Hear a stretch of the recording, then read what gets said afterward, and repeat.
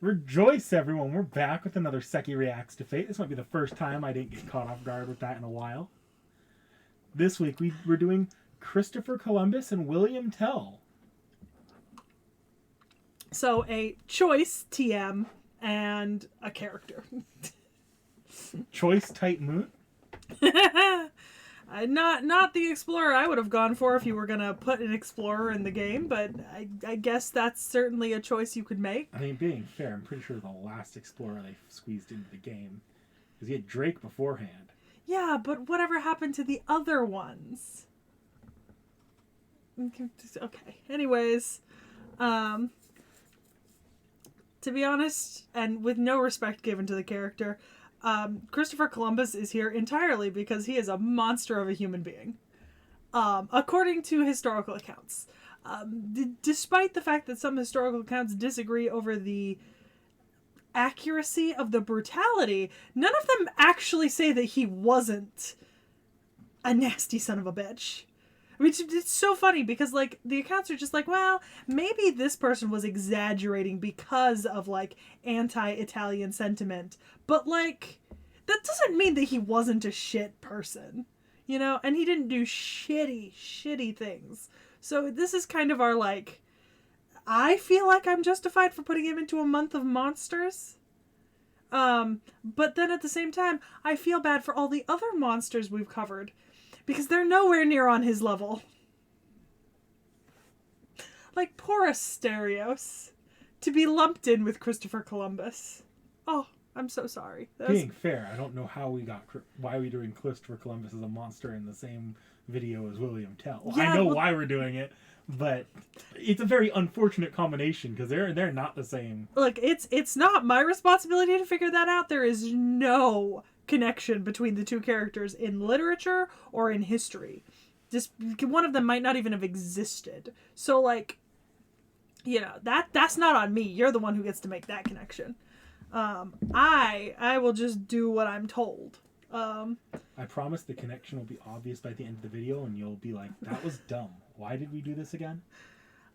So I have particular opinions of Christopher Columbus. They are, I won't say that they're not wholly negative, because they pretty much are wholly negative, and they're definitely not on the positive spectrum. You know, obviously he represents monsters as sort of like, the human monster. Man, the most dangerous animal. I don't really care if anyone takes offense to the fact that I don't like this person. And if you do, I'm very curious why you think that you should like this person. So I'd be pretty extremely surprised if anyone in our audience, regardless of whether it's FGO related or not, does not at least recognize the name Christopher Columbus as a historical person who existed. Here in the US, we actually have a holiday based on him that was, I think, popular through certain countries in both Latin and South America, called Christopher Columbus Day, up until about the last decade or so, where some states have gotten rid of it and some states haven't. It depends on where you live. Ironically, a lot of people make the joke that we should replace Christopher Columbus Day with Leif Erikson Day, but it's not a thing that's happened, and there's no real reason to do it, to be quite honest. We live in a state where Christopher Columbus Day has been gone for like a decade, I'd say. I don't think we didn't have it in middle school or high school. I think I might have remembered having it off in elementary school. I remember in elementary school, but yeah, like by middle and high school, it kind of died out. But then again, as we live in California, we get Cesar Chavez Day, which not all states get. So it's like different days off for like different states, depending on what was actually important. Like people on the East Coast probably don't have Cesar Chavez Day off because Cesar Chavez isn't as big a part of like their state history, right, as it is to, you know, us here in California. So he's most notably famous for his voyages across the Atlantic Ocean, sponsored by Catholic monarchs, Isabella of Castilla and Ferdinand. Voyages that left Europe to discover America. I love how just blatantly wrong that is, no matter which way you go about it. Oh yeah. Like, even if you're viewing it from a Eurocentric point of view, you just mentioned Leif Erikson.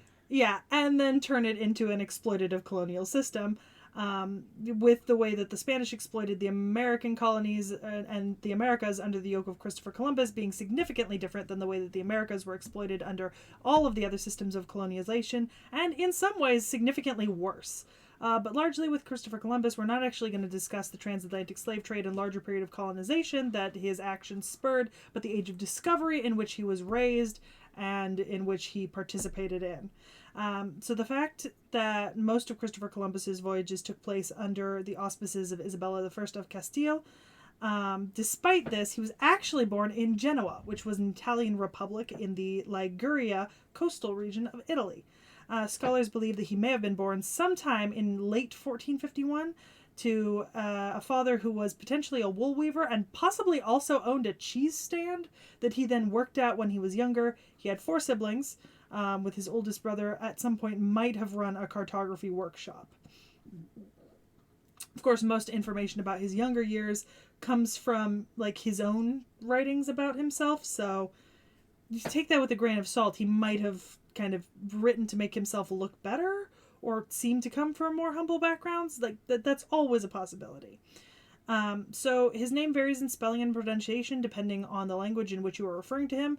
So he could be called Cristoforo Colombo, Cristoforo Colombo, Cristobal Colon, but we in English call him Christopher Columbus. So that's what we're going to go with. So we know from his own writings, he says that he took to sea for the first time at the age of 14. And in 1470, his family moved to Savona. 3 years later than that, he began an apprenticeship as a business agent for the Spinola, the Centurioni, and the De Negro families of Genoa. This enabled him to make trips all across the greater Mediterranean and to the Aegean, visiting the Greek island of Chios, which was at the time ruled by the Republic of Genoa, and also took part in armed convoys sent to carry cargo to northern Europe, likely visiting locations like Bristol and Galway, and possibly visiting the Collegiate Church of St. Nicholas. Some sources say he might have visited Iceland in 1477, but also we know for a fact in autumn of 1477 he sailed a Portuguese ship to Lisbon, finding his brother Bartholomew, where they would continue trading for the Centurioni family. He based himself there in Lisbon from 1477 until 1485. So during this period in 1478, he was sent to Madeira to purchase sugar, where he then married his wife, who was the daughter of a nobleman of the Lombard region. And during the same period, his first son, Diego, was born, and he proceeded to trade up and down West Africa, reaching as far as El Nina in present-day Ghana. In 1484, he returned to Porto Santo to find that his wife had died, and he was then beholden to return to Portugal, settle her estate, and take his son with him. From there, he left for Castile in 1485. He took a mistress who was 20 years younger than him, who had been an orphan, and she birthed him his second son, Fernando. At some point during this period, we know that he had to have learned Latin, Castilian, Portuguese, and studied in depth about astronomy, geography, and history, including reading several notable books like The Travels of Marco Polo and Sir John Mandeville, the works of Ptolemy, Pierre de Alais' Imago Mundi, and the Historia Rerum Ubique Gestarum by Pope Pius II, and Pliny's Natural Histories. We know he read these because his copies of the books, held in, various places all over the world, contain his own notes writing about ideas and such that he had over the stuff that he was reading. This is also how we know that he could read things like Latin, because some of these books were written in Latin. Whew.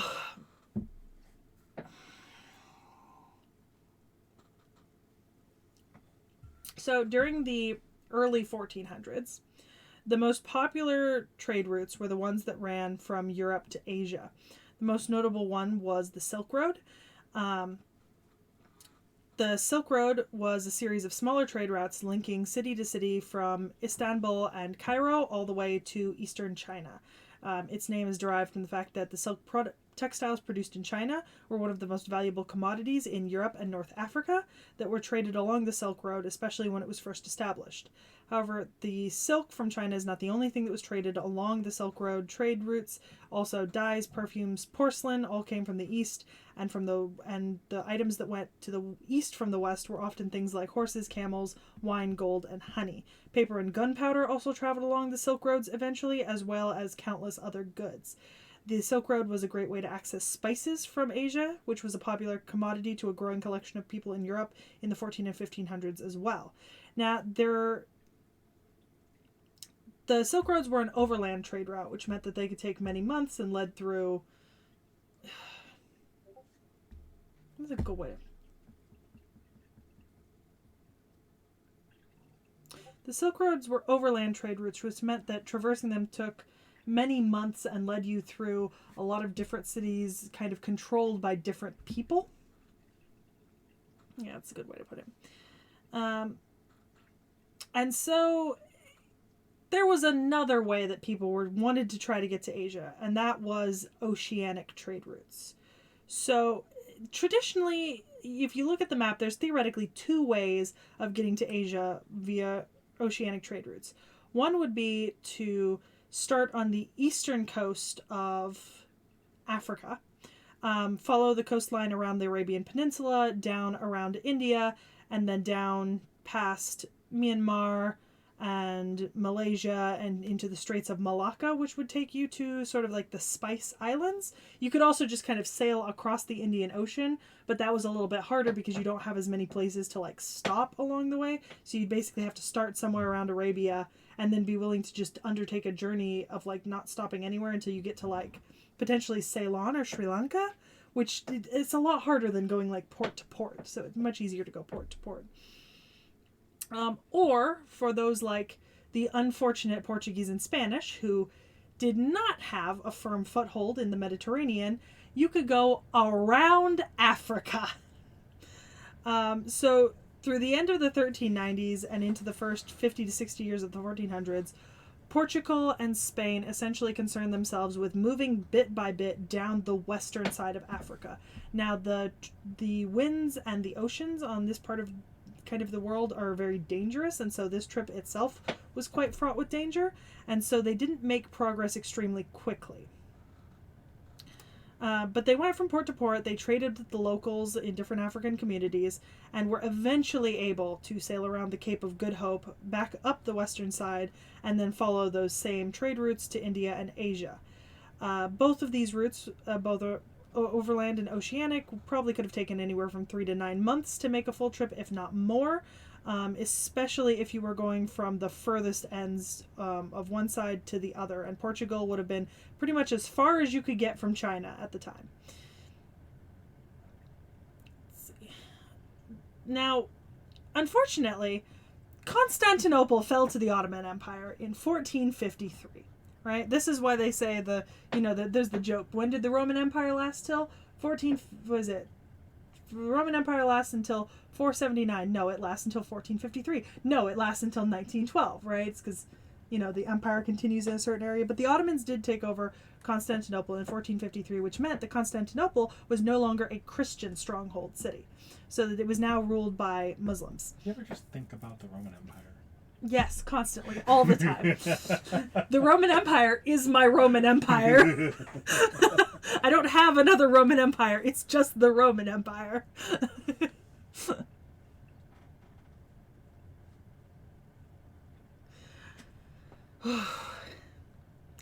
So, unfortunately, this Ottoman takeover of Constantinople, and Constantinople being essentially the effective end point of the Silk Road, meant that the Ottomans had control of the western half of the Silk Road. And they decided that they did not want to allow Christian traders to participate in the Silk Road trade. So they would bar any Christian nations from sending traders down the Silk Road, whether that be Catholic or Protestant as the time goes on. But that means they had essentially complete trade control over the prices and items coming in and out of Europe through overland trade routes. And unfortunately, because pretty much every European nation at this time was either Catholic or Christian in general, they didn't like this. So there was a pretty large push into the oceanic trade routes at this time, where the Ottomans did not control access to the Spice Islands. So in 1474, actually, a Florentine astronomer had suggested that perhaps one could sail west across the Atlantic to reach the Spice Islands. But his proposal was rejected at the time.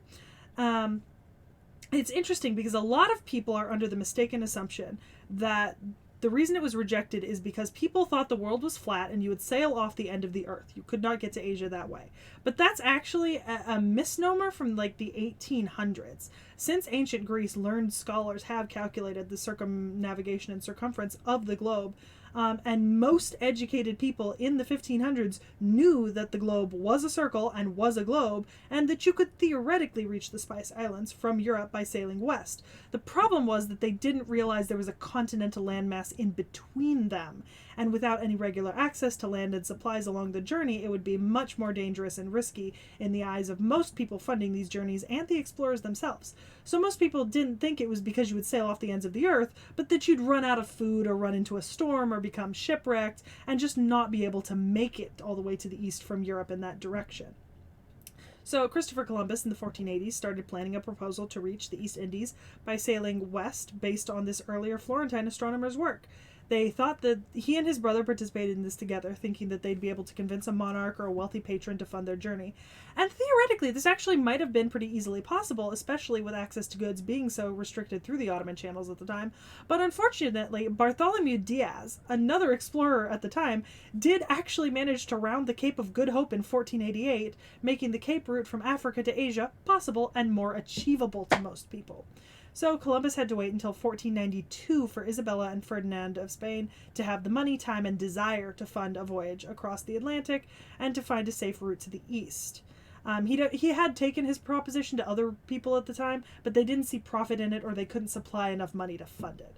Ironically, though, even though Columbus was a well-studied man, a series of errors in his own mathematical conversions between ancient philosophers and modern philosophers ended up with him miscalculating the circumference of Earth as a third smaller than it actually was, which is hilarious.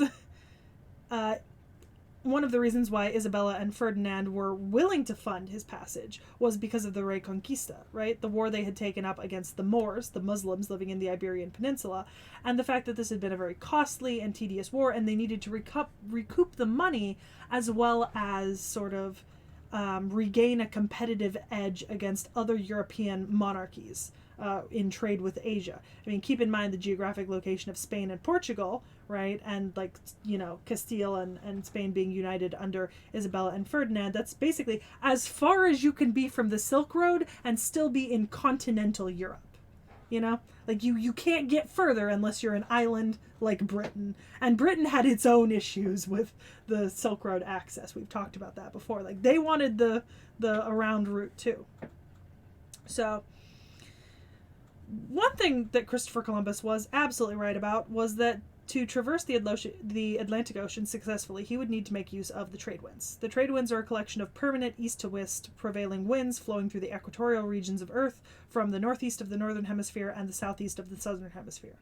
They're stronger in the winter when the Arctic blasts fuck with them, but they essentially provide these like curving wind-based routes across the middle latitudes of the North Atlantic. So ideally, if your ship is a ship with sails, it can catch these westerlies and easterlies and carry them in each direction across the ocean. This technique actually had been pretty well studied by the Portuguese, who called it the volta do mar, or the turn of the sea. His original route planned to take him to the Canary Islands and then west from there, and by doing that, he would avoid the horse latitudes of the mid-Atlantic during the season, which would have caused calming wind around the ship and run the risk of running him into tropical cyclones. Originally, when he proposed this in 1484, he did it first to King John II of Portugal, who rejected it, stating that the voyage minimums in distance that Columbus predicted were incorrect, like his math was incorrect, and so he wouldn't fund it. 4 years later, he tried again and was once again unsuccessful, but this time it was because Bartholomew Diaz had just rounded the Cape of Good Hope, giving hope to everyone that they could just go around Africa and through the Indian Ocean. So, following this, he sought the audience with Ferdinand and Isabella, and unfortunately, the men who evaluated his proposal at this time in like 1488, also thought that he'd underestimated the distance, but the monarchs saw some, like Isabella and Ferdinand saw some value in his idea, so they were like, we'll give you a yearly pay equivalent to that of a sailor's, and you'll wait, right? Like, don't take this idea to anyone else. Stay here, wait, and then we'll be able to kind of fund you and help you along later once you've further considered or done more math, etc. So He perfected his proposal over the next couple of years, and then after Ferdinand conquered Granada, the last Muslim stronghold of the Iberian Peninsula, he applied again, and his proposal was actually found implausible by a council led by Isabella's advisors.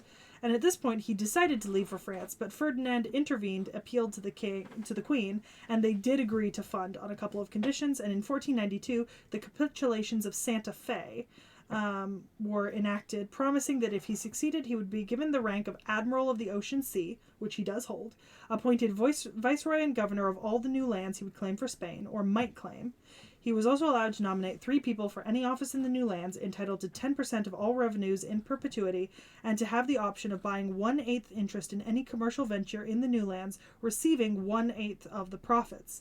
For those of you who grew up in the U.S. and are thinking that 1492 might sound familiar, you might be reminded of the childhood rhyme. In 1492, Columbus sailed the ocean blue. He had 3 ships, he left from Spain, he sailed through sunshine, wind, and rain. Every child in America has heard of 1492 and Columbus sailing the ocean. It's something that you just learn during elementary school.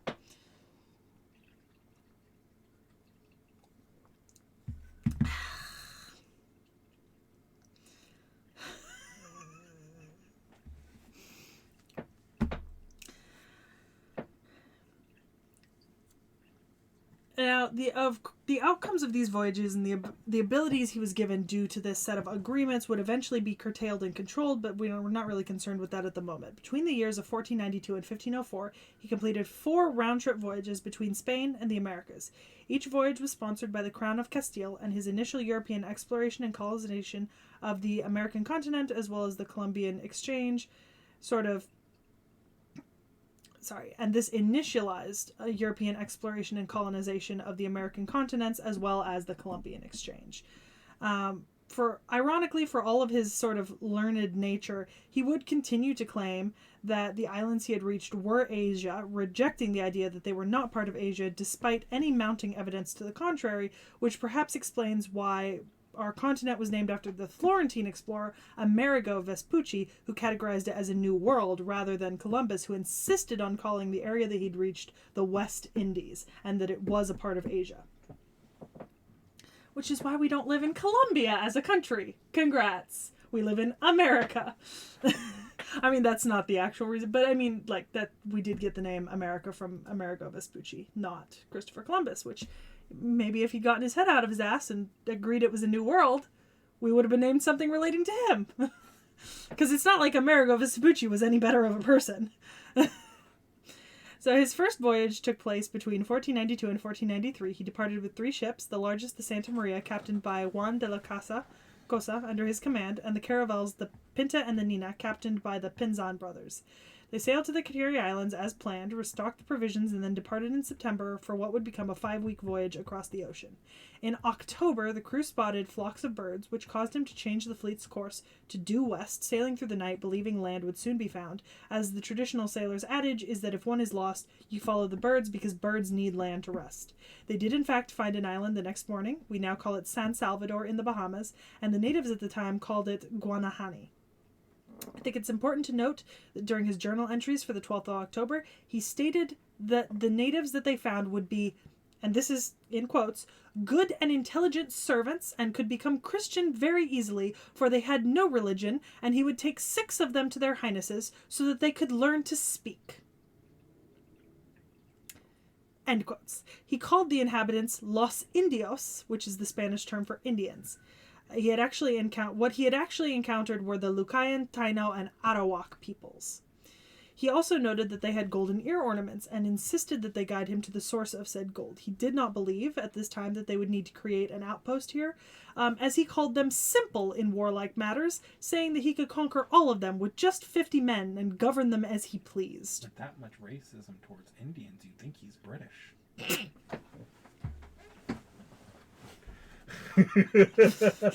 But they're not Indians, and he's not British. At this point, one of the tribes had also told him that there was another tribe that were cannibals. However, this commentary has been perpetuated by Spaniards to justify enslavement of these native peoples based on their own savage nature. During the same trip, he would also explore the northeast coast of Cuba, where he would land in late October. In November, the convoy of ships would split up as one of the Pinzon brothers would take the Pinta on an unauthorized expedition to search for an island called Babek or Banek, which he thought was rich in gold, while Columbus and the other ship continued the northern coast of Hispaniola, continued on to the northern coast of Hispaniola, landing there in December of that year. Unfortunately, here the Santa Maria ran aground and had to be abandoned, and was destroyed in a use of cannon fire meant to impress or frighten the native peoples into compliance. Here he left 39 people, including his interpreter, to found the settlement of La Navidad. He also took more natives prisoner to take home with him. In January, he regrouped with Pinzon and the Pinta, and a few days later made his last stop of the voyage in the Bay of Rincon in northeast Hispaniola. This was the only violent resistance he encountered from the natives during this entire first voyage, according to his journals. And here the natives were called Sekhie, and they refused to trade bows and arrows that he desired, and so he attacked them, basically. Columbus would then head for Spain on the Nina and the Pinta, but a storm separated the two ships and forced his ship to stop at the island of Santa Maria in the Azores, where they went ashore to pray in thanks for not succumbing to the storm, but then were imprisoned by the governor of the island and then released to sail for Spain. Unfortunately, he was then forced to make port in Lisbon, in Portugal, where he went to the Val de Paraiso to meet King John II of Portugal, who, remember, he had went to twice before to ask for funding, who told Columbus that he viewed these voyages as a violation of the 1479 Treaty of Alcacovas. But after a week, he was able to sail again for Spain, returning in March of 1493, given a hero's welcome where he presented Ferdinand and Isabella with all the items he had collected, including the kidnapped natives. His letter from this first voyage, which he had sent to the Spanish court, was circulated throughout Europe.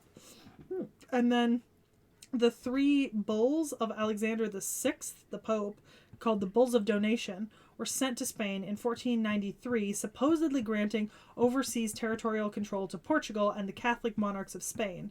They would be replaced a year later by the Treaty of Tordesillas. With this first voyage proving proof of concept, in that same year, in September 1493, he would set sail from Cadiz with 17 ships and supplies to establish permanent colonies in the Americas. During this voyage, he had with him nearly 1,500 men, including sailors, soldiers, priests, carpenters, stonemasons, metalworkers, and farmers. Everything you need to set up a complete colony. On those voyages, there was a physician who wrote detailed accounts of the second voyage, as well as Juan Ponce de Leon, the first governor of Puerto Rico and Florida, and the father of Bartholomew de las Casas, as well as a cartographer credited with making the first world map depicting the New World, and his own younger brother, Diego.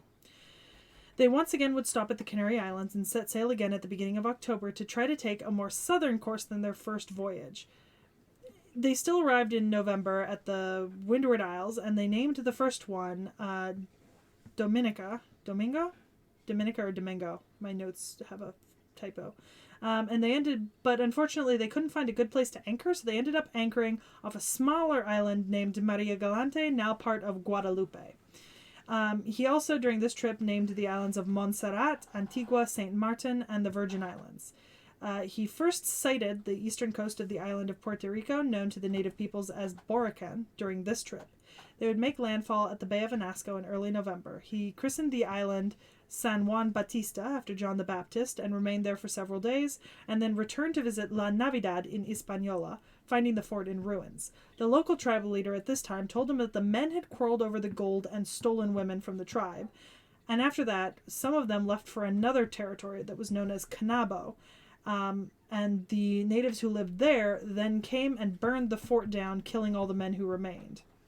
He then chose to establish another settlement to the east called La Isabel in the present-day Dominican Republic. Unfortunately, by the end of 1494, less than a year later, disease and famine would have killed 2/3 of the Spanish settlers there, making it both poorly located and short-lived. From April to August of 1494, he explored through Cuba and Jamaica and then returned to Hispaniola. He did leave a significant number of men under Pedro Marguerite to journey the length and breadth of the island of Cuba, enforcing Spanish control and bringing all the people under the Spanish yoke. After he left these men, according to the accounts there, they raped women, took all the men captive to be servants, and stole countless things from the indigenous people, and And while a fair number of Spanish were killed in retaliation, when he returned from exploring Cuba, the 4 primary leaders of the Arawak people in Hispaniola were gathered for war to drive the Spanish from the island. He assembled a large number of his troops, joined with his one native ally, the chief who had told him about the destruction of La Navidad, named Guacanagarix, and engaged the Arawak in battle. They won. Over the next 9 months, he would wage war on the native peoples until they surrendered and agreed to pay tribute. He would then implement the encomienda system, a labor system that rewarded the conquerors with the labor of the non-Christian conquered people. The records of encomienda show that the punishments established here are some of the harshest that we know in sort of colonization. And often those who would try to break out of the system would be whipped or mutilated, sometimes to the point of death. Columbus and his colonists enslaved countless indigenous people, including children, as well as raped, beat, and tortured them for the location of imagined gold during this time. Thousands chose to commit suicide rather than face the oppression, and in 1495 he rounded up 1,500 Arawaks in a great slave raid.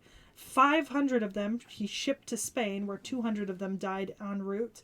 And another significant chunk of them were actually sent to the Florentine merchant Ginotto Berardi, who had won the contract to provision the fleet.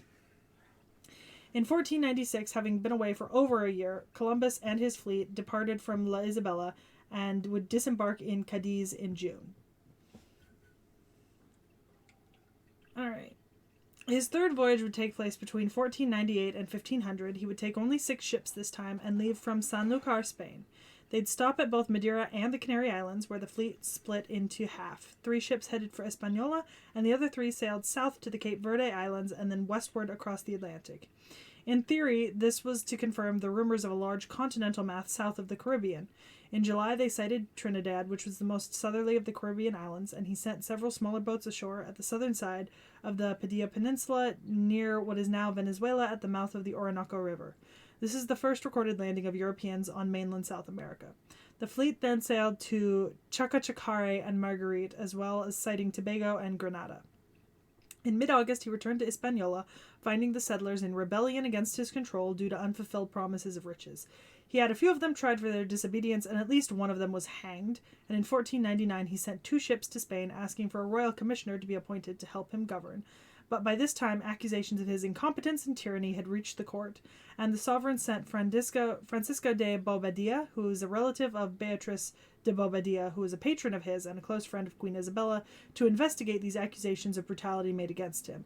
Bobadilla arrived in San Domingo while he was away, met with complaints about all 3 of the Columbus brothers, and immediately moved into his house, seized his property, took depositions from all of his enemies, and declared himself governor. For all that he passed on that Columbus regularly used to torture, mutilate, and just engage in sheer force and cruelty to discourage rebellion and rule the colony and the natives, the neutrality and accuracy of his accusations have been disputed by some historians because of anti-Italian sentiment of Spaniards and the desire from Bobadilla to take over his position, supported by the fact that he immediately took over the house and governance while Columbus was away without even interacting with him. Columbus and Diego would present themselves to him and were put in chains aboard a caravel on which he had arrived in San Domingo, and then they were returned to Spain and jailed for 6 weeks before their release was ordered. Not long after that, they were summoned to the Alhambra Palace in Granada, where the sovereigns expressed their indignation at the actions of Bobadilla, who was recalled and ordered to make restitutions. The brothers were restored their freedoms and wealth, and the monarchs did agree to fund his 4th voyage. However, Nicolas de Ovando was to replace Bobadilla and be the new governor of the West Indies.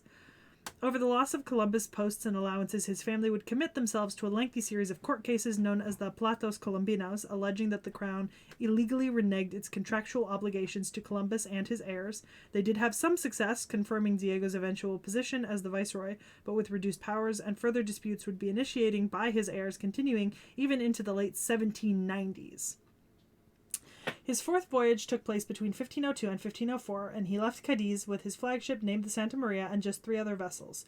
Between these 4 ships, he had a crew of 140 men, including his brother Bartholomew and his son Fernando. They first sailed to Assala, which was on the Moroccan coast, to rescue Portuguese soldiers besieged by Moors there, and then continued on to the Canary Islands. In June, they arrived in Martinique, lingering for several days, and then continued westward to find shelter from a hurricane forming in Hispaniola, arriving in San Domingo in June, but being denied port by the new governor. The new governor also refused to listen to his warnings about the hurricane, and so he and his men's ship sheltered at the mouth of the Rio... sheltered in the mouth of a river. That's not right. And unfortunately, the first Spanish treasure fleet, which had been engaged by the governor, sailed directly into the hurricane against his advice. His ship survived with only minor damage, but 20 of the 30 ships in the governor's fleet were lost, along with 500 men, including Francisco de Bobadilla. Ironically, Aguja, the ship carrying his personal belongings and his own gold fortune, was the only vessel to actually reach Spain. The gold was his tenth of the profits from Hispaniola, guaranteed by the Catholic monarchs in 1492 from their original agreement. After his brief stop in Jamaica, he then sailed on to Central America, arriving in Honduras in July.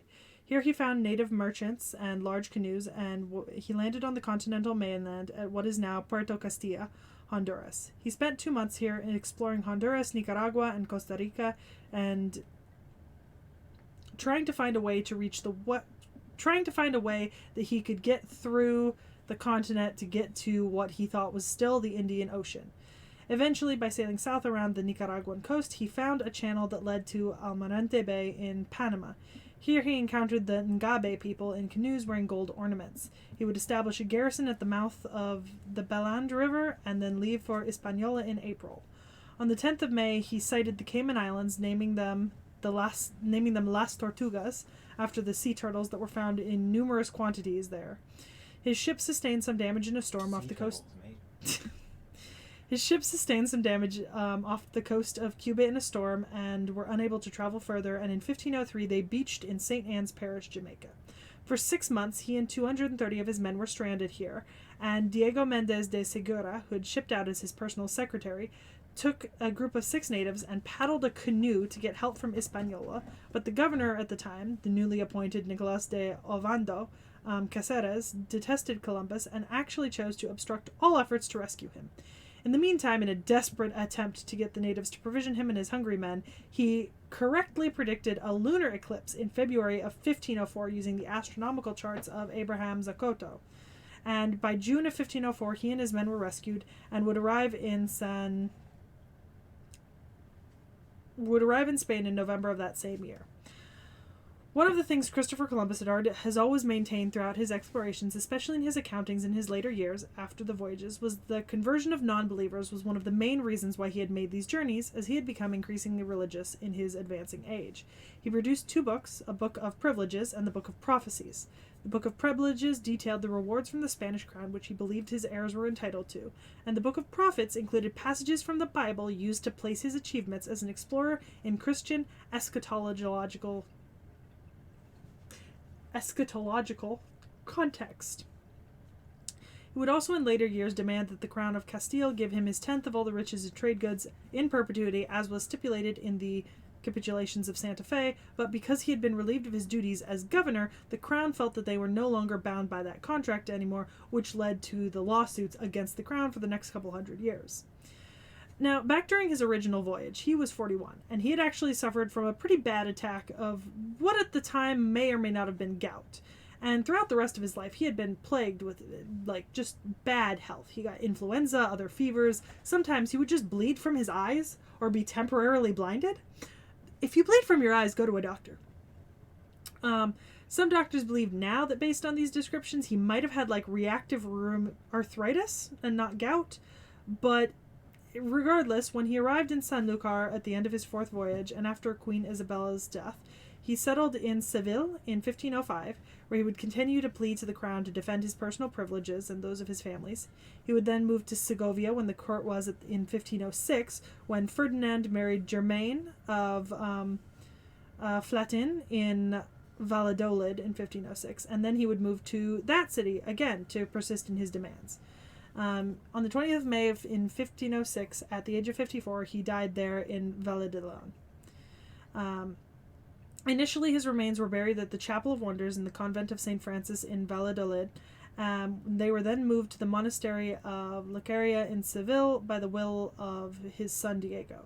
In 1513, they may have been exhumed and interred at the Seville Cathedral, and in 1536, the remains of both him and his son were moved to the cathedral in colonial San Domingo, in the present-day Dominican Republic, where he had been requested to be buried on the island.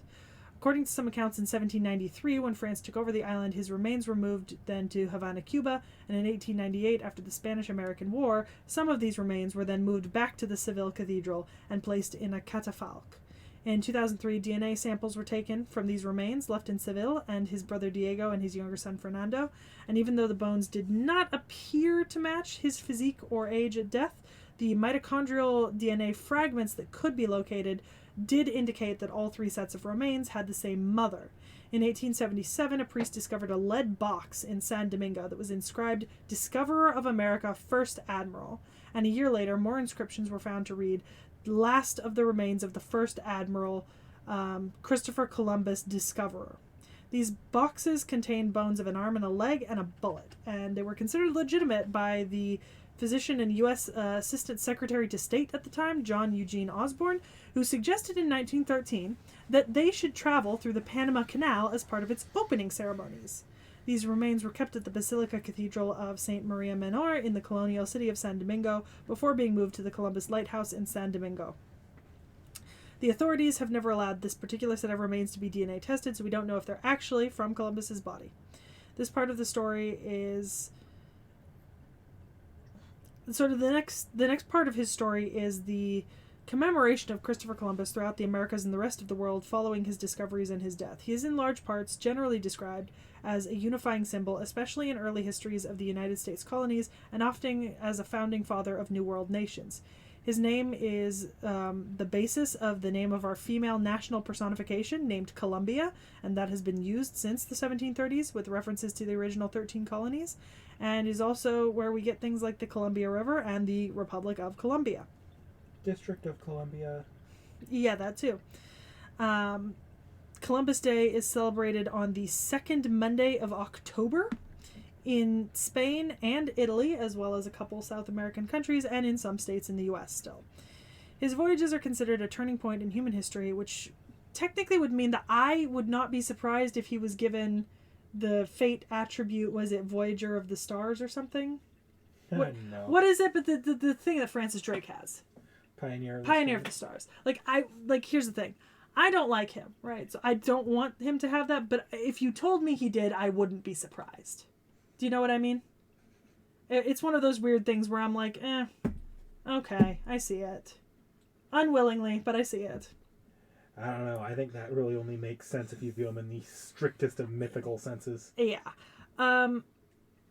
So he does mark the beginning of globalization in the Americas and the accompanying demographic, commercial, economic, social, and political shifts and changes. He's the reason that we use the term pre-Columbian to refer to the cultures of the Americas before his arrival and that of his European successors, and there's a reason why we call it the Columbian Exchange.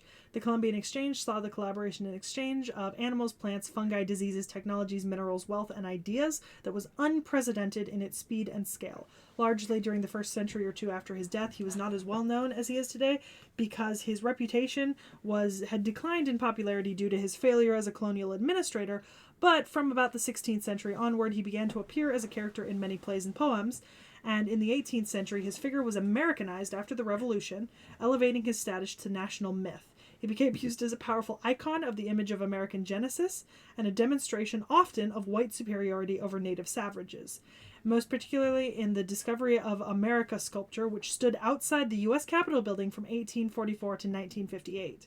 In fact, in 1836, future President James Buchanan described the statue as the great discoverer when he first bounded with ecstasy upon the shore, ere his toils past, presenting a hemisphere to the astonished world with the name America inscribed upon it, whilst he is thus standing upon the shore, as a female savage with all wonder in her countenance is gazing upon him. The Columbus myth was also reconfigured later in that same century when he was enlisted as an ethnic hero by immigrants who were not of Anglo-Saxon stock, so those of Jewish, Italian, and Irish migrancy, who claimed him as sort of an ethnic founding father, and Catholics. And a large collection of Catholics unsuccessfully tried to promote him for canonization in the Catholic Church. Beginning in the 1990s, a narrative of him being responsible for the genocide of indigenous peoples and environmental destruction began to compete with the predominant discourse of him as a Christ-bearer, scientist, and father of America. The narrative brings into focus the negative effects of his conquest on native populations and the effects he had in exposing them to old world diseases, which caused many indigenous populations of the New World to completely collapse and largely be replaced by Europeans and Africans. It's also a falsehood to say that he was the first Westerner to ever discover America. The Norse had made settlements in uninhabited southern parts of Greenland and possibly reached the North American mainland nearly 500 years before he reached the Caribbean. Largely, these stories are from the 1960 discovery of a North American settlement at Leonau Meadows in Newfoundland, corroborated with the Icelandic sagas of Eric the Red's colonization of Greenland and his son Leif Erikson's exploration of a place he called Vinland. In the 19th century, because of a revival of interest in Norse culture, Carl Christian Raffin and Benjamin Franklin da Costa both wrote works establishing that the Norse had preceded Columbus in colonizing the Americas. It was argued that Columbus must have known this North American continent before he started his voyage of discovery. It's not likely, though, that happened. It's likely that his discovery of America was an independent discovery, and he did not know there was a continent there. Also, I'd argue that even if the Norse did set up a colony in the Americas, they were not as long-lasting and did not significantly change the face of the continent, unlike what Christopher Columbus did, and it's demeaning to say that Columbus discovered America as if it hadn't already existed there, and thousands of people and thousands of different cultures hadn't already inhabited the Americas for the last 10 to 15,000 years, depending on which timeline you go by, and the earliest developments of human civilization in North and South America. Columbus was merely encountering all of these things, not discovering new continents. He was not instituting culture and language upon these people. They already had these things. Rather than discovery, an encounter would be a better word. We can't really speak to whether or not he believed until his dying day that the Americas were still part of Asia. However, in his 1502 book of Privileges, he does call the New World the India Occidentales, or the West Indies, which he says were unknown to all the world, which would theoretically mean that he did still believe that he was in a part of Asia. Ironically, historians have also found that the popular misconception of Catholic theologians thinking the earth was flat actually traces back to 17th century Protestant campaigns against Catholicism. I will say we can't necessarily blame Columbus as a person for everything that happened to the Americas after he encountered them, but it's certainly true that the introduction of Europeans into the New World caused rampant disease, and Columbus was the first of these encounters, as well as high tension between settlers and natives.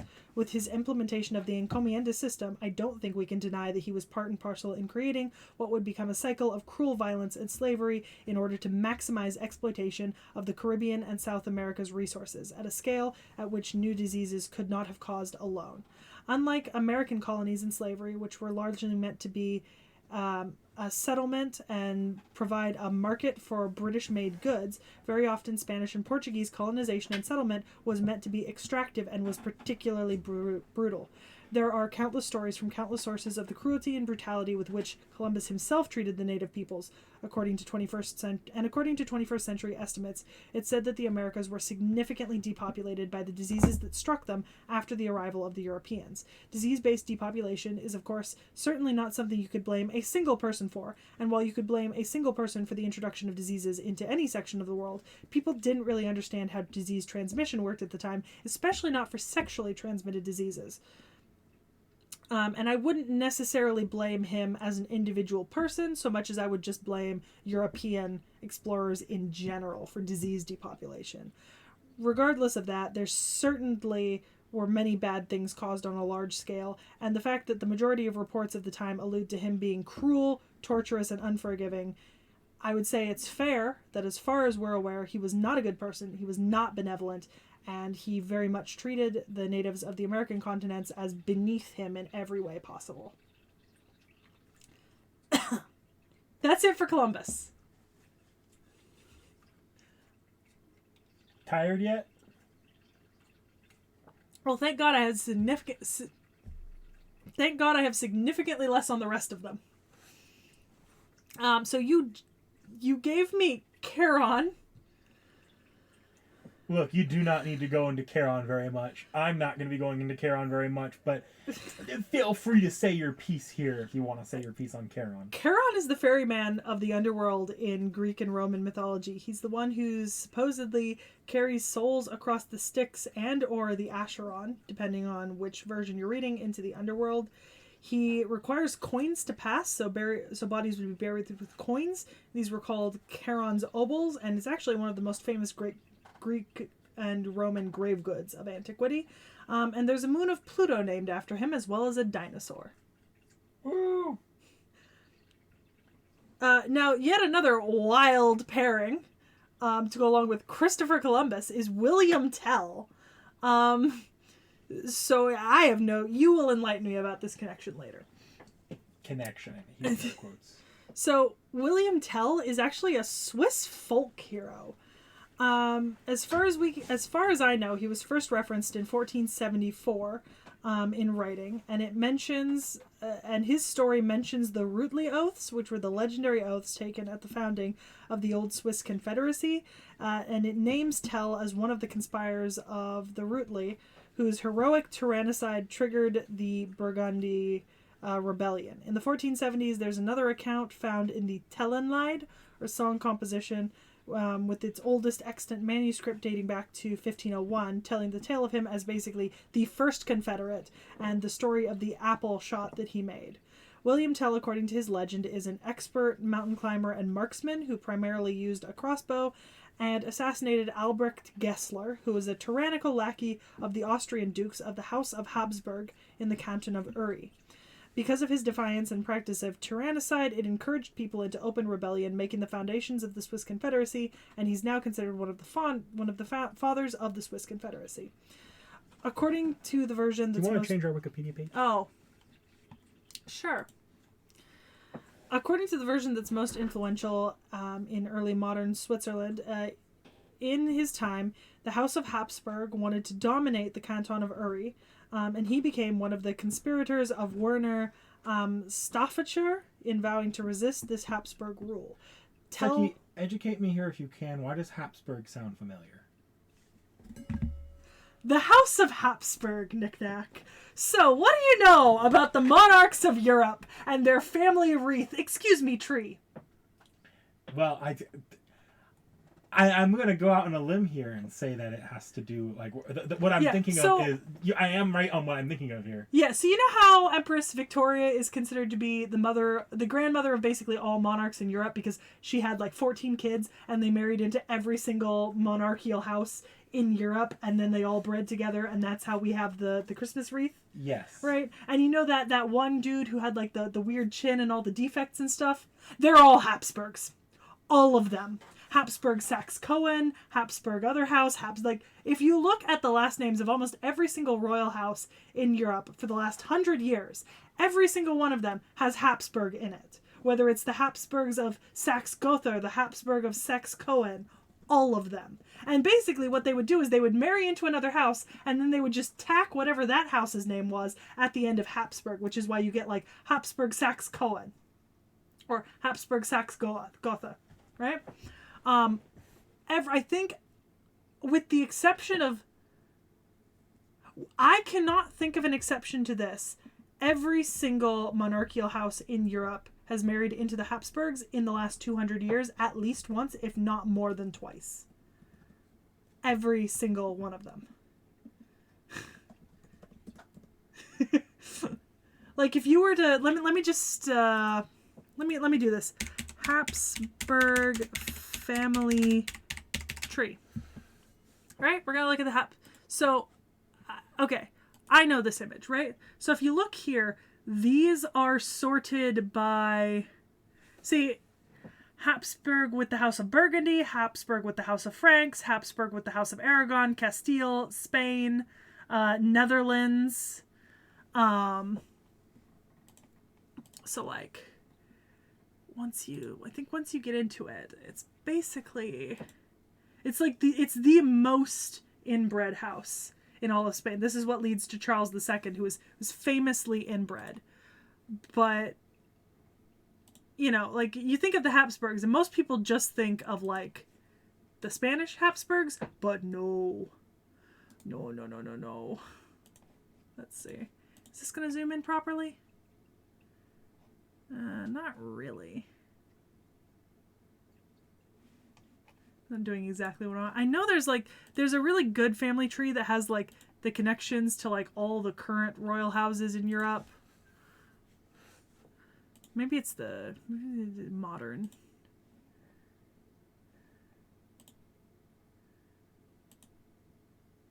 A lot of these are old. I'm just trying to find, like, a modern family tree. I think Wikipedia has them, but it's really hard to read the ones on Wikipedia. If you look up, like, all the current modern monarchs. But, like I said, for example, Queen Victoria is in the Habsburg family tree. And if Queen Victoria is in the Habsburg family tree, everyone else in Europe is, because she had so many kids and they married into everywhere. And so many grandchildren and they married into everywhere. Why do I feel like we've covered a servant within the Habsburg family? Marie Antoinette. That's where I'm remembering it. I was thinking it was either Marie Antoinette or Elizabeth Bathory. Also Anastasia. Anastasia as well? Okay. Anastasia's mother was Maria Fedorovna. Maria Fedorovna was one of Queen Victoria's daughters, I think. And remember, Anastasia's mother, Maria Fedorovna, was either cousins with the wife of Tsar Nicholas's cousin. And remember, Tsar Nicholas and King George were so closely related cousins that they looked so close to identical that they often played pranks at balls by changing their outfits with one another because people couldn't tell them apart. I guess all this goes to show that William Tell was incredibly based. Anyways, so Habsburgs. Fucking Habsburgs. So he visited Altdorf, where Albrecht Gessler had been appointed the new Austrian advocatus. And in Altdorf, he had raised a pole under the village linden tree, hanging his hat on top, and demanding that everyone who passed it bow to it. When Tell and his son passed it, he publicly refused to bow and was consequently arrested. Gessler devised a cruel punishment, saying to Tell that he and his son were both to be executed, but he could redeem his life by shooting an apple off the head of his son Walter. In one attempt, Tell split the apple in half with a bolt from his crossbow, but Gessler had noticed that he had taken 2 crossbow bolts from his quiver, and he asked why. Tell was reluctant to answer at the time, and Gessler said that he would not kill him if he answered. He replied that he had killed his son, that if he had killed his son, he would have immediately killed Gessler with the second bolt. Gessler then, of course, ordered him to be bound, promising to spare his life, but saying that he would imprison him for the rest of that life. He was carried to his boat, and then the boat was supposed to take them to the dungeons at Castle Kusnacht, but a storm broke out on Lake Lucerne. I've been there. And the guards were afraid that their boat would sink, so they begged Gessler to remove the shackles on Tell so he could take the helm and save them. And Gessler did take the boat and steer it, but he steered it to a rocky shore, and leapt out. This place that he leapt out is known as the Telsplat, or the Telslab, marked by a memorial chapel since the 16th century. He then cross-country ran towards Kesnecht, with Gessler following him, and along a stretch of road between Immensee and Kusnacht, known as the Hotelgasse, he assassinated him with that second crossbow bolt. His actions then sparked a rebellion which led to the formation of the Old Swiss Confederacy.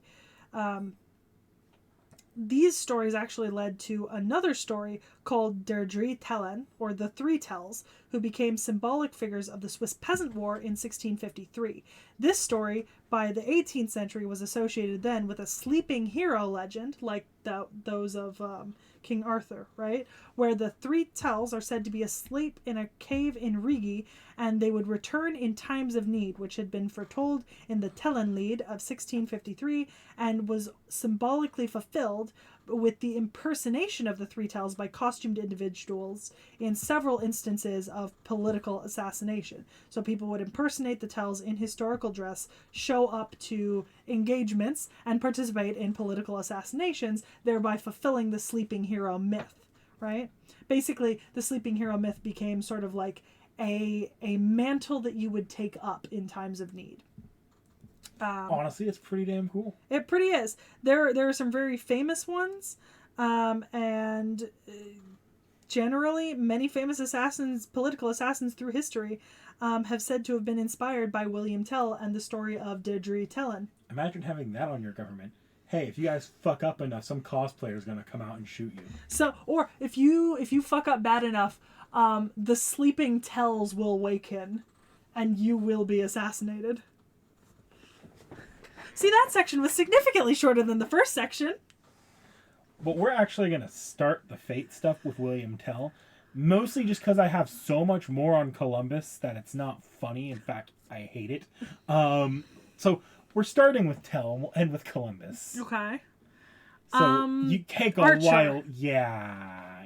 If the one person with a crossbow is not an archer, I cry. Meet William Tell. Okay, that's actually really fucking metal. Like Loki, that looks like a Swiss type, like special forces. Like this man like trains special forces in the Swiss Alps, you know? Like you know what I mean. Yeah. You know the mood. Like that's actually really fucking cool. Oh, I love the little camo coat. Oh yeah. God tier. This is what I expect from a character like William Tell. We love it. We love it. Very different art style for normal FGO too. It is. It's very modern, and in a way that's not like some characters like I guess say Shonen, for example, has that like more sort of like Japanese modern fashion version. But like this just feels. And so here's the thing: the myth of William Tell has politically been a thing on and off for the last 600 years in Switzerland. So every time that there's an unjust government or people don't like what's happening politically, William Tell gets brought back up. Like there is modern Swiss politics that has to do with William Tell, right? So like I'm not surprised, right? Because the myth itself doesn't necessarily say that, you know, it's William Tell from 1450 waking up. No, the way that the myth has historically worked is that people take up the mantle of being William Tell, you know? Dress as William Tell. This is some Legend of Zelda Link bullshit. I'm just saying, it's pretty cool. I like his design. So William Tell is obviously summoned into the archer class, and he's played pretty straightforward in Fate. Oh, so he's an archer that arches? Yeah. It's notable that he doesn't actually view himself as a particularly rebellious person. Rather, he did what he did mostly for personal reasons, as a caring father, as opposed to being some hero of the people. Yeah, in his original story, he's not identified with the Rutli and the Oaths of Swiss Confederacy. That was later ascribed onto his character. Like, initially, he just wasn't gonna bow to the dude who was being a bit of a bitch, to be honest. And then he didn't want his son to die. You know, the fact that he didn't shoot Gessler even after he successfully shot the arrow off his son's head. If he'd truly been opposed to the tyrannical rule of Gessler, he wouldn't have hesitated. He would have taken that second crossbow bolt and put it in Gessler's fucking head. But he didn't, not until he was pushed. So I wasn't going to go into that much detail, but I'll go Sorry. into it. Oh, no. I wasn't for what I'm going to say next.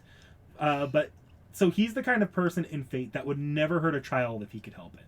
Because it's that connected to his son. He hates that he had to shoot that off his son. If I hit my son and kill him, I was going to kill you. Yeah.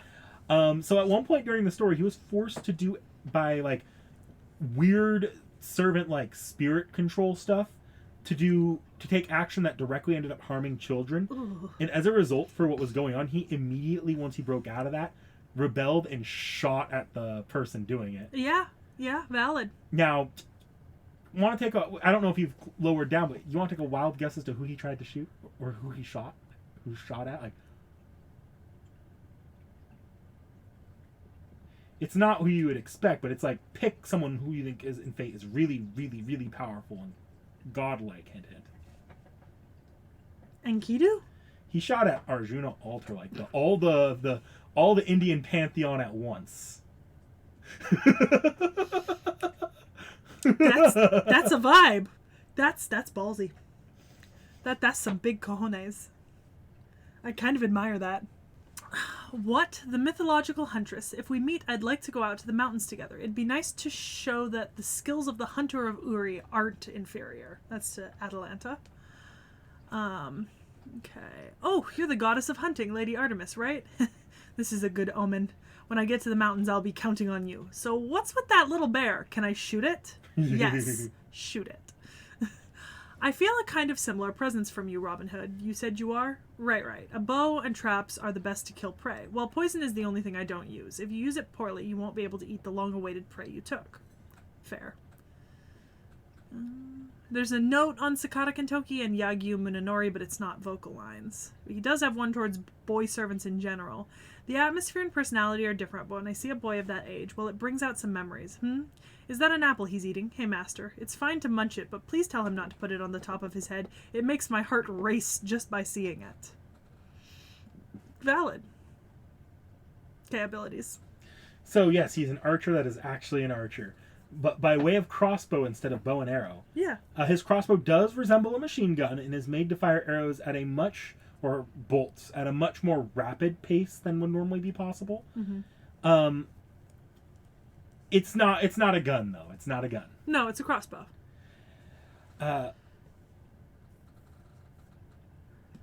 He's also just, in general, a very skilled hunter with near perfect aim.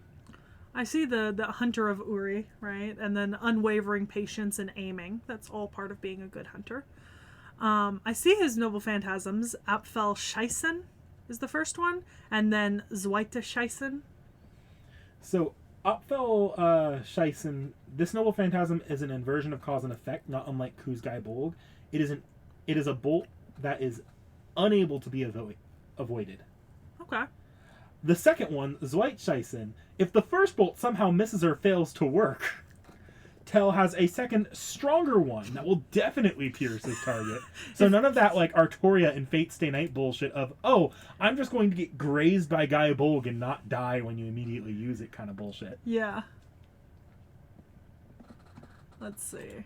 Keitaro Takahashi is the same person who did Jinkei, Florence Nightingale, and William Tell. That's an interesting collection of servants. I can see it in Jinkei and Florence Nightingale, but William Tell being the sole male that artist has done, I wouldn't have connected those into those two. Yeah, not necessarily. It's not... The art style doesn't evoke those two. But the other two definitely evoke each other. Yeah. Does that make sense? Okay. Alright, so I've got... the first entry. So, it's not that he's newer, it's that the video promotion they did was from when they only showed the NK, not the animations. Okay.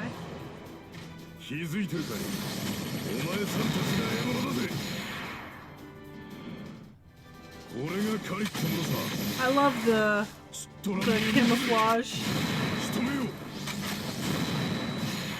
Not a gun. No, not a gun. Just a semi-automatic crossbow. Well, what is a gun other than a mechanical crossbow? You're not wrong. Super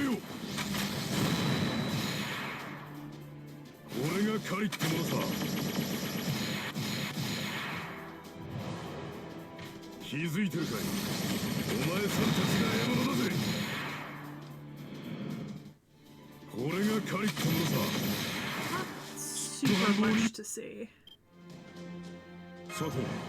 Oh, he's eating an apple. Lighting a cigar. Cigar. It's a cigarette. It's not a cigar. He does feel like an old special forces dude that lives up in the Alps and runs like a survival camp, though, doesn't he?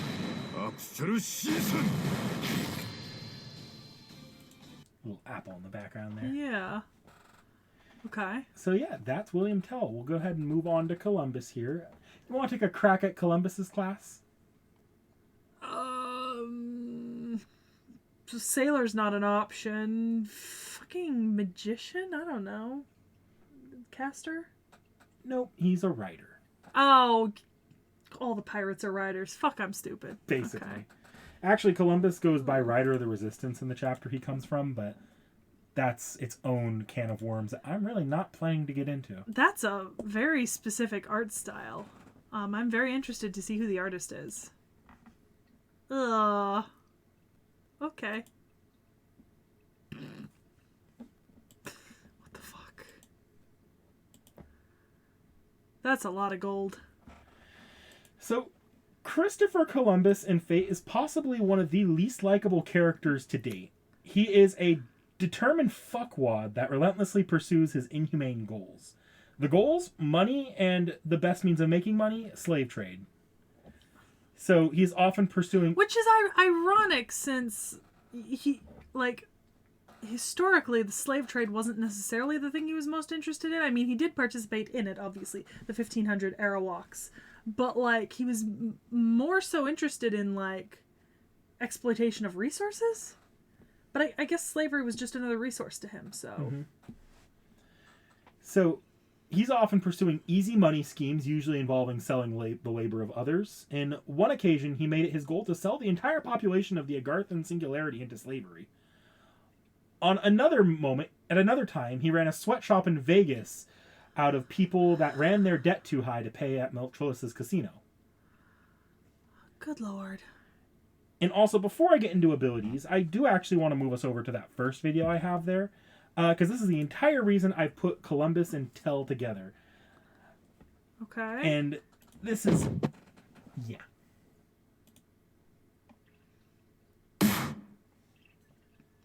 I love Brunhild.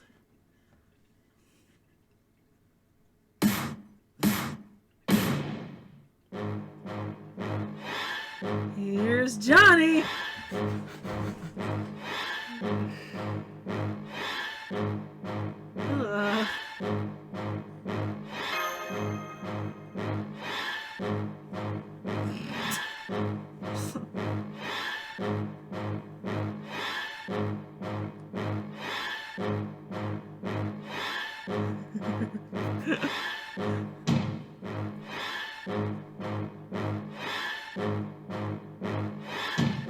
Oh.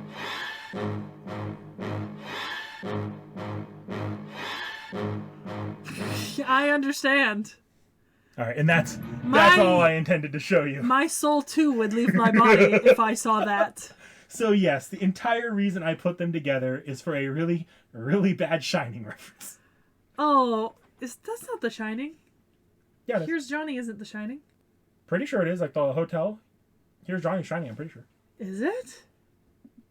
I thought that was a different horror movie. I can quickly fact check that, but... I thought it was a different horror movie. Like Nightmare on Elm Street or something? No, that's Freddy Krueger. Oh. Yeah, no, it's... Here's Johnny is? Yeah, it's The Shining. Huh. Okay. Shows how much Sekhie knows about horror movies. But you got the reference. You knew the reference. I knew that. Here's Johnny! Yeah. Yeah. I figured you'd find that amusing, and so did chat. Yeah, that makes sense. So if you're curious as to the context of that... No, I know the context. I remember the... No, I mean of the actual FGO event. Like, oh, okay. Like, everyone ended up in a nightmarish hotel where everyone inside failed their goals and ended up in the opposite spot in life where they wanted to be. If I'm not wrong, Columbus failed his first expedition and ended up as a poor drunkard. Okay. T.H.E ended up killing his son by mistake and ended up a ruthless vigilante against evil. And Spartacus didn't succeed in his revolts, ending up a slave for the rest of his life? So Spartacus bent the knee and ended up a corporate drone managing idols. Oh, nasty. Disgusting. So yeah, I have some relationships here if you want. I do. So, okay, alright.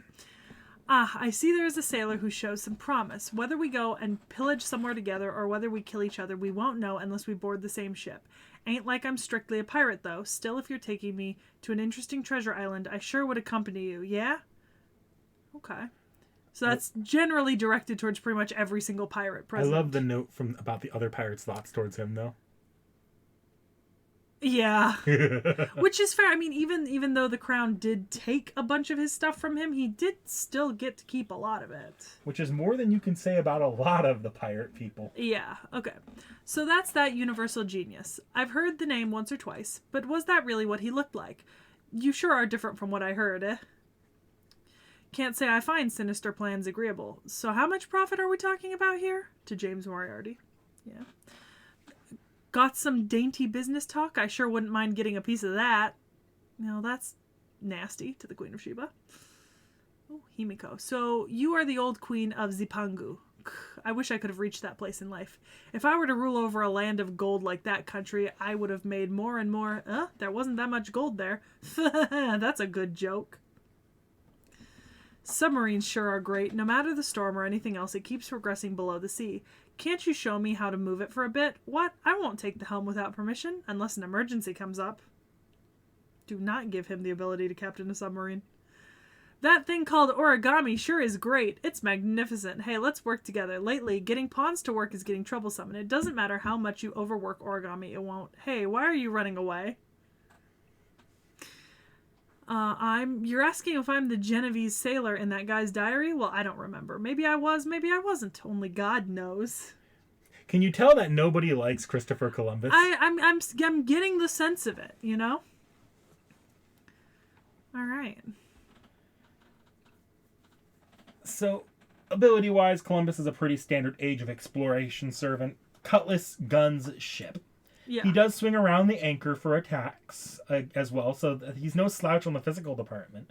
But more than anything, he's a good maritime tactician with specialty in conquest and subjugation. Mm-hmm. I see Voyager of the Storm. Okay, so he doesn't have... No, he does not have Pioneer of the Well, Stars. that's what I'm saying. I wouldn't have liked it if he had it, but, like, I wouldn't have been like, oh, he can't have it. I feel like that you know? mythic perception of Columbus is pretty damn restricted to America. That is... Well, maybe some Europe. I don't know about Europe's situation. The fact that Columbus Day is celebrated in Spain and Italy. True, but I can kind of understand why in Europe he also got some mythological... But I mean, Francis Drake is also largely a Western popular thing. Like, people in China aren't like, oh my god, Francis Drake, he circumnavigated the globe. But he also circumnavigated the globe. Yeah. Christopher Columbus wasn't even the first to land in North America, theoretically. Like, even in the European continent, he didn't discover America to Europeans. Yeah. Yeah. Like, well, I mean... Like, we can say, obviously, he didn't discover America, but even for Europe, he didn't discover America. He ran into America and publicized his findings, you know, in a way that people accepted. Because, like, you know, Vindeland and Leif Erikson, like... All he did was popularize the continent and lead to a legacy of imperialism. Well, to be fair, Leif Erikson landing in Americas was not even a thought in people's heads until the 1900s. Keep that in mind. Like, Leif Erikson, sure, he wrote like the stuff about Vindeland, but people did not associate that. People just thought that was another part of Greenland. People didn't connect the dots until later. Yeah, like people just thought that was another part of Greenland. But the other thing is, there was never an attribution that he was the one to do it until later. Yeah. Like Christopher Columbus, this was the myth. Yeah, this was his thing. Leif Erikson is just the rebuttal. That's the only context Leif Erikson really exists in. Yeah. He should be named as Conquistador. That is fair. So his noble phantasm is called Santa Maria Drop Anchor. Columbus calls forth his flagship, the Santa Maria, which is a ship wholly at his beck and call. Even while on land, it can be manipulated freely to the point where even its anchor can be used to restrain targets. One of those targets being Megalos, the Super Heracles from the Agartha Singularity. So it's strong. Honestly, the best way to describe it, you know, Pirates 4, Blackbeard captaining his ship. Yeah. Columbus can kind of do that with the Santa Maria. Okay, so this person's the character designer for just Christopher Columbus, and Charon. Okay. I was like, because that art style I have not seen on any other like design. That's not even as wild as one, but you'll see it, I'm sure, at some point. Is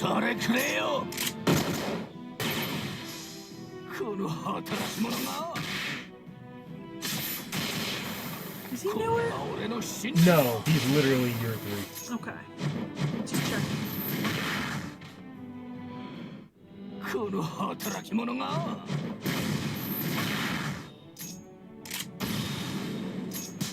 feel good about myself that I kind of hate his design. Honestly, I think they purposely made his design to be hateable. You haven't even seen the worst of it yet. Yeah, I've only seen him.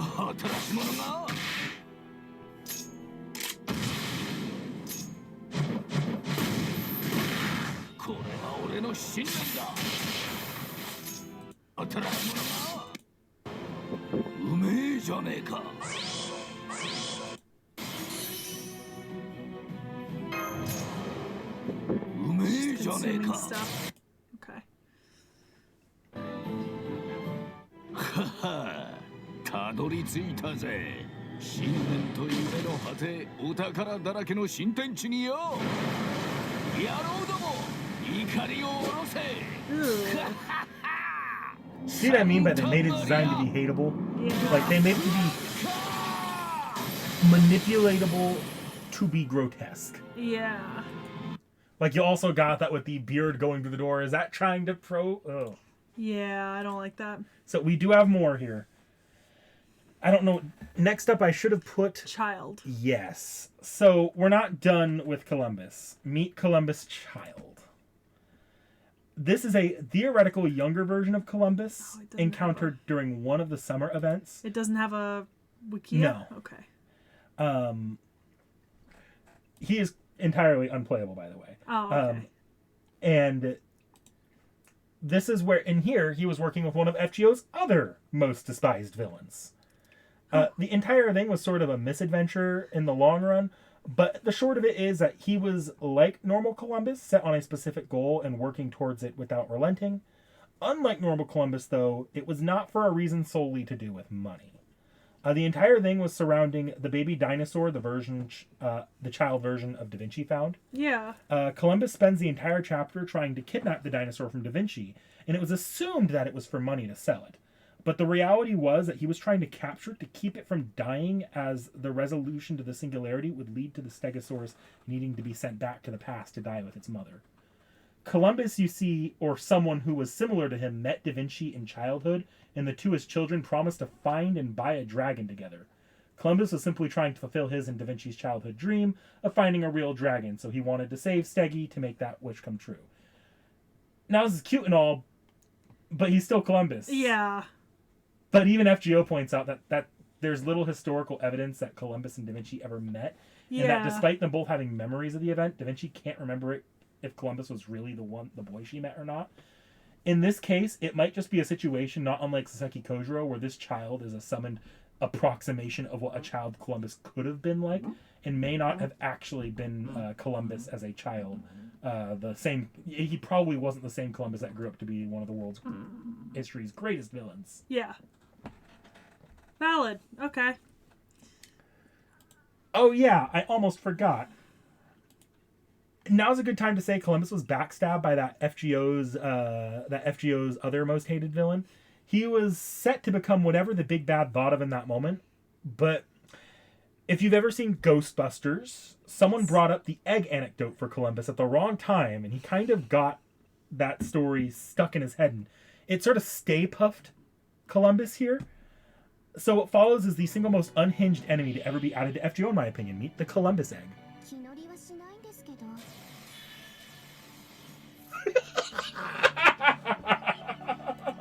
Respectfully, I want to be able to sleep tonight, and looking at that is not going to enable me to be able to sleep tonight. You didn't even see its attack animation. I don't want to see its attack animations. It summons other, nope. Columbus drones to fight for it. Nope, don't need to see that. Nope. Unnecessary. Nope. I didn't like that. So last year, I found this as I was opening up the tabs for all this, and of course there's no information on it. This is the design for Charon, who I think is pseudoed into Columbus, but I have no idea. I don't know what the fuck is going on here. We'll get back to this in know updates, nothing. But what the fuck, FGO? Why would you do this to the Greek ferryman? Yeah. Charon is Charon is not a character who's negatively connotated. He's literally just the ferryman of the dead. Don't do this to Charon did him. not deserve this. No. Ugh. Ugh. I feel gross now. What more about Charon or the Columbus egg? Columbus egg. Oh my god, I love him. Look at his little camo outfit. For the Grail League. Sorry, we're back to T.H.E. He's got a little pitching gun. It's adorable. Oh my god, he's the coach. I could absolutely see that. So one of my favorite things to watch about soccer sometimes is people put together compilation videos. Of like pretty much every single one of the famous soccer coaches in Europe is like really good at soccer themselves, right? Like you have to know the sport to coach the sport. And it's so funny because people will put together compilation videos of like the balls going like getting kicked like way offside or like almost to the audience, and it'll be the ones where the coaches are catching them and kicking them back in like so effortlessly. And I love those. Okay. Oh, we have some extra. That's a pretty cool animation. I know 2 people here. I don't think I know the third. Unless that's just very hard to tell, but is a character. I don't know for certain, but it could be an Emiya, but let's not deal with that right now. Okay. All right. Oh, it's called Daddy Letters. All right. But, and then just a few. All right. The eulogized shot. A single shot from a crossbow flawlessly pierced an apple. Even if he seems calm and collected, that bolt was not all shot in a mindless and mechanical way. There was hesitation behind that shot. There was fear, trepidation, and even weakness of a desire to flee from it all. Even so, he swallowed all those feelings to save his son, and he pulled the trigger. One may call that shot a miracle or the work of God, but God had nothing to do with it. It was the drive of one father and the skills that he cultivated over many years that saved his son. This is not a heroic tale of myth, but a story of a simple human. There's no need to be embarrassed by the fact that he prepared a second bolt. After all, to admit one's limitations and weaknesses is proof of true strength. We love that.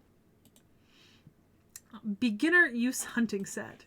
There's a hat, some boots, a little crossbow, and a pouch.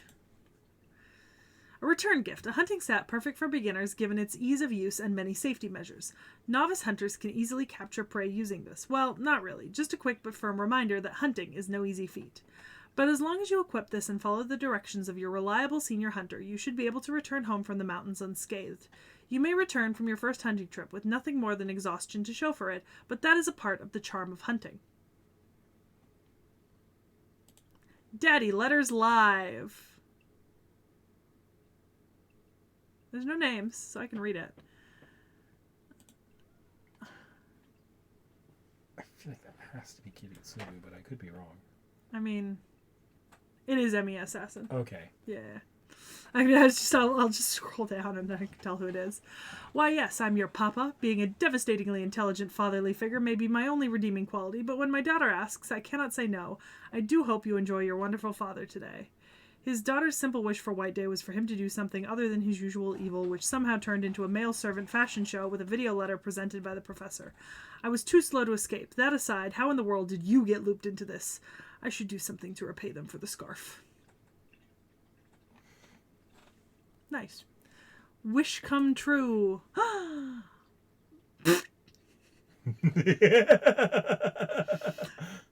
think the worst part is that's Zhang Yu. Yep. Pretty sure that's Ivan. Like, I'm 90% sure that's Ivan. I could be wrong. No, I'm not. That is Ivan. I hope these presents put smiles on the children's faces. Tonight is Christmas, the one night of the year Santa Claus makes children's wishes come true. And children, in turn, make Santa's wish come true. It's just weird. I love it. And Your Adventure. Oh, look at the little ram. Oh, I've been on one of these. These are like those, like, the courses that you get out and, like, you know. Oh, it's so new. I don't know the other character. I think this might be the other character. It's another character we haven't seen yet. Yeah, so we're going to skip that. I'll go ahead and take now to mention that. Remember when, before I said, oh my god, and I said the I saw 2 videos of the same thing. One was, what the fuck Delight Works, and the other one was something like, what's wrong with you, or something like that. That was the egg. That was the egg. Okay. Ugh. So I do want to take special note of his facial expressions. Like in the... Oh, here? Yeah. There's one in there that... As soon as they load, you can do that all you want. I would classify as the hell expression. Is it this? Yeah, it's those collection. Creepy.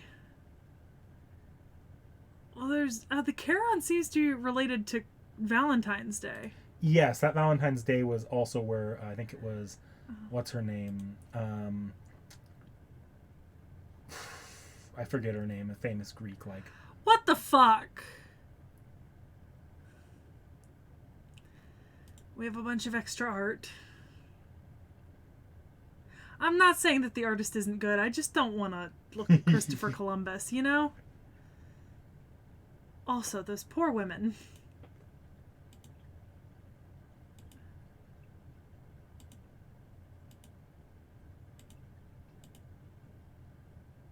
This is like a Santa version.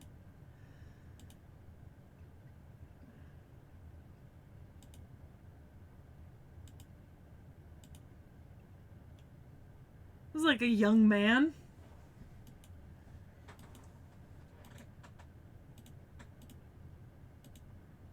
Okay. Thank God it's MASH. All right.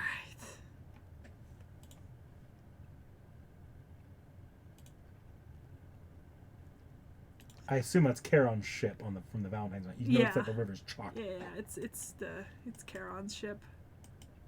At least I'll see one I'm interested in seeing again. Alright. La Nina. On August 3rd, 1492, he departed from the port of Palos in Spain with 3 ships named La Santa Maria, La Pinta, and La Nina. Somehow we managed to stick together until we made landfall, but the big butt Miss Maria ran aground on the coast of the island we named La Española. On top of that, Captain Pinzon snuck off with La Pinta. I don't know if he wanted to be the first to find gold or what, and I don't care either. So I had no choice but to use La Nina for the rest of the time on the way back to Spain, too. In other words, I was sailing this girl the majority of my first voyage. Huh? How do you distinguish between a good and bad ship? Doesn't matter what it looks like, how big or how much money was spent. The best ships are the ones that take you to your destination safely. If they don't, they're trash. That's obvious. Okay. Standing hard-boiled eggs. Valentine's return gift. Boiled eggs neatly lined up. None of them have their ends crushed. The important part is that one should never give up. All who meet him, including you, ask him the same thing. Is the story of the egg really true? What's the point if you crush the egg? Normally, he would laugh off the question with a dumbfounded look, but this time around, he is denying the accusation in a more specific way by offering a return gift he made especially for you. The eggs themselves are not that important, but rather his conviction that he puts forth. It's proof that his beliefs are sincerely held. No matter how much time it takes, no matter how many times you fail, as long as you keep going and never give up, your dreams will one day come true. I think we should go watch the Columbus egg video. Bar Troya. Welcome. Make yourself comfortable. There is a small bar located in a discreet corner of a city building. The quiet shop seems out of place in such a dark city, but it has 3 rules that must always be followed. 1. Never agree to a get-rich-quick scheme with a man who calls himself Admiral. 2. Never test your strength against a certain old man. And 3. Never mention a man known for his exceptional sprinting speed in front of the bar's owner. Greatest ocean. See, this is the one. I thought that this was Aussie. No, because you agreed with me last time. That's what I thought too. But no, it's we Roberts. thought this was Aussie. It's Roberts. So I just need someone to like crop out everything that isn't Roberts, right? Just make me a photo of Roberts. Crop the rest out. I mean, we read this when we did Blackbeard, so. But yeah, just somebody crop them out for me and just make me a little. Remove Christopher Columbus from the game, please. Yeah, and Blackbeard. See, Blackbeard is his occasional broman. I like Blackbeard. Fuck Columbus. Okay, this is different character entirely concerned with, and so is this one. Yes. He might be in the back. I'm sure he's in the background some. Oh, his beard. It's right there. But I'm not gonna. Alright, heroic spirit dream portrait. Why did you give Columbus one? That looks awful. Also, that's a little bit in bad taste because I'm pretty sure this is supposed to be inspired by native peoples.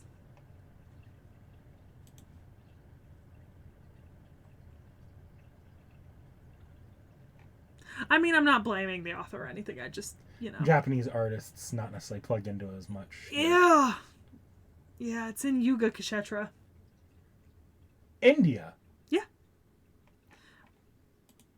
Columbus reached India!